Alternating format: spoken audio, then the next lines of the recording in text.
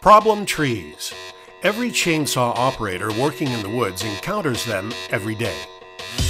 These are the trees that present special difficulties, and they require special techniques to be felled safely. In every case, directional felling, maintaining control over every tree all of the time, is the key to safety. It means choosing the felling method best suited to the terrain and the type of timber.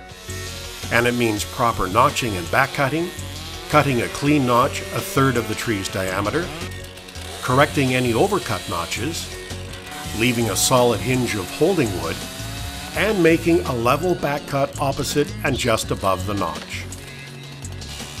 Every type of problem tree requires a special technique. During the next few minutes, we'll look at 8 specific types of problem trees.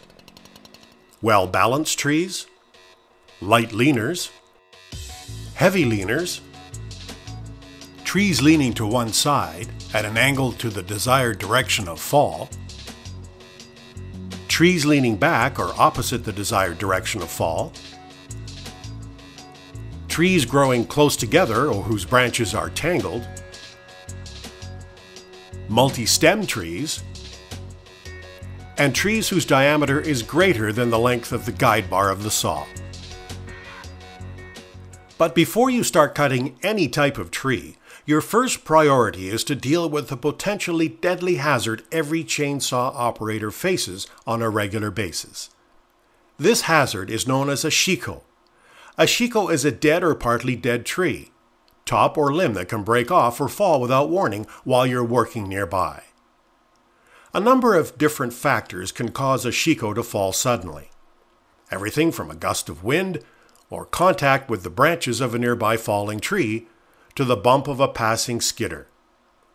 Sometimes just the vibration of nearby machinery and equipment is enough to cause a shiko to fall. That's what makes it the ultimate problem tree, and that's why you have to deal with that problem before you do anything else. The Occupational Health and Safety Act requires that shikos be lowered to the ground before any felling takes place in their vicinity. If a shiko has been selected to remain standing as a wildlife habitat tree or because it's too dangerous to fell safely, no trees can be felled within a radius equal to at least the height of the shiko or the surrounding stand, whichever is taller. The preferable choice for dealing with a shiko is to use the skidder to bring it down. But that choice won't always be available to you.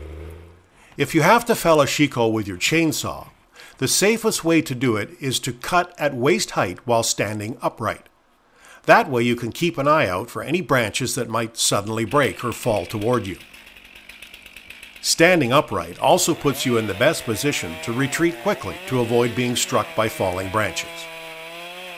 Without the help of a skidder, sometimes there just isn't any safe way to cut down a shiko. In those situations, you need to make sure that any other work you do is at least one tree length away from the shiko.